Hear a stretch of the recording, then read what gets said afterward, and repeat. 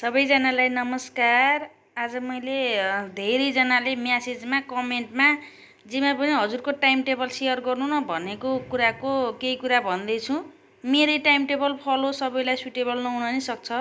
कुनै जब गर्नुहुन्छ होला, कुनै अब फ्यामिलीसँग हुनुहुन्छ होला, फ्यामिलीसँग भएको बच्चासँग त बच्चा त मेरो पनि थियो अनि फ्यामिली पनि थियो। जब गर्नेलाई चाहिँ नमिल्न सक्छ।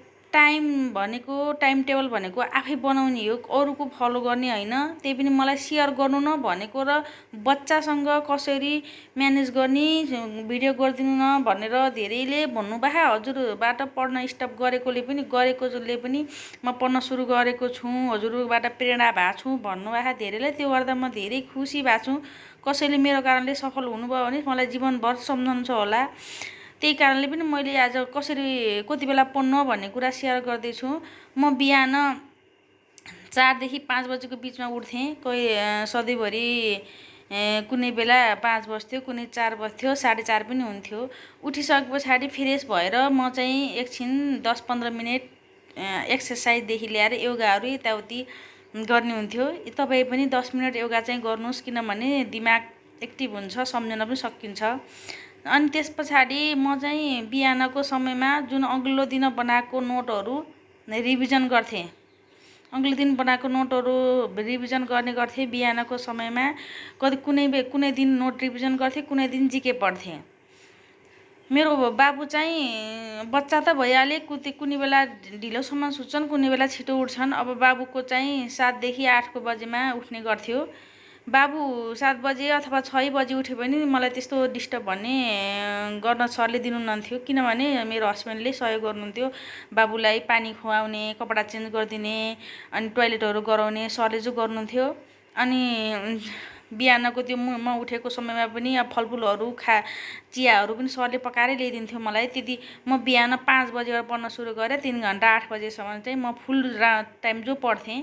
त्यति बेला 8 बजे स्टप गरिसकेपछि किचनमा गइसके पछाडि खाना बनाउने, यताउति बाबुलाई स्कुल पठाउने, पुर्याउने चाहिँ सरले गर्नुहुन्थ्यो।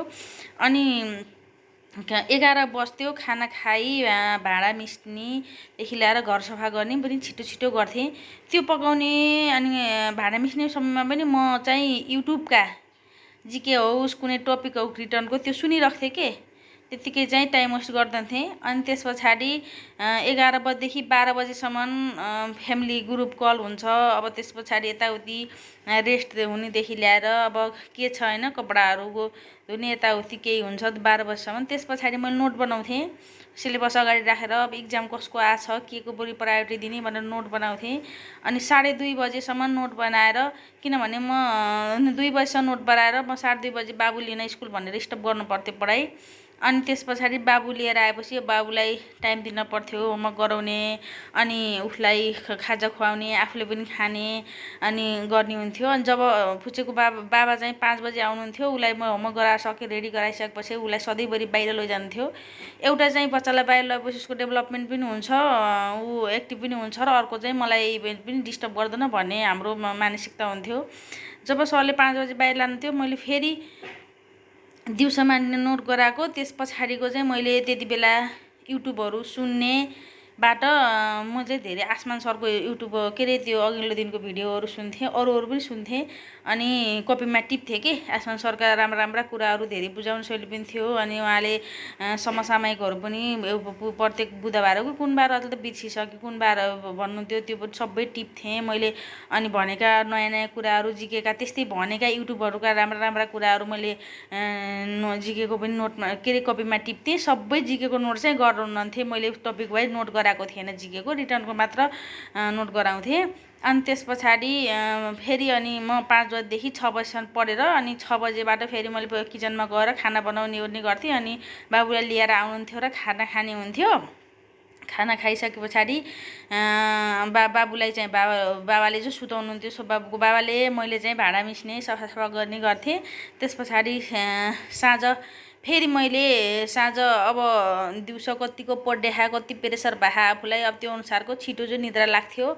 अनि साँझ पनि एकचोटि सर र अब आफूलाई कुनमा के को उदिन गर्ने अब रिटर्नको कमी पड्या कि रिटर्नको केही लेख्न दिउँसोनो नोट फिनिस भएन कि कुनै टपिक बाँकी छ कि अथवा कुनै सुन्दा सुन्दै अब कुनै कुरा जिकेको टिप्न बाँकी छ कि समसामयिक पढ्न बाँकी छ कि आइक्यूको भिडियोहरू हेर्न छ कि आइक्यू कुरा गर्न छ कि साँझमा चाहिँ आइक्यूहरू गरे पछाडि दिमाग एक्टिभ हुन्थ्यो त्यो गरेर 8 बजेदेखि 9 बजे अथवा 9 साढे 9 भनौँ कहिले 10 बज्यो त्यतिमा म सुत्थेँ त्यति गर्दाखेरि मेरो अर्को दिन उही साइकल सुरु हुन्थ्यो यसरी नै मैले पढ्थेँ सबैलाई मेरो फलो हुन्छ भन्ने पनि हुँदैन थियो किनभने हजुरहरू फ्यामिलीसँग पनि हुनुहुन्छ होला कसैको जब छ होला जब हुनेको त यो समय मिल्दैन जब हुनेको चाहिँ अब आफूले चाहिँ म्यानेज गर्न पर्यो कसरी गर्नुहुन्छ जति समय छ त्यसलाई फुल प्रयोग गर्नु मोबाइल नचलाउनु मोबाइल चाहिँ उता लुकाएरै राख्नुहोस् पढ्ने बसेको बेलामा अनि घरमा भएका फ्यामिलीसँग भएको मान्छेलाई पनि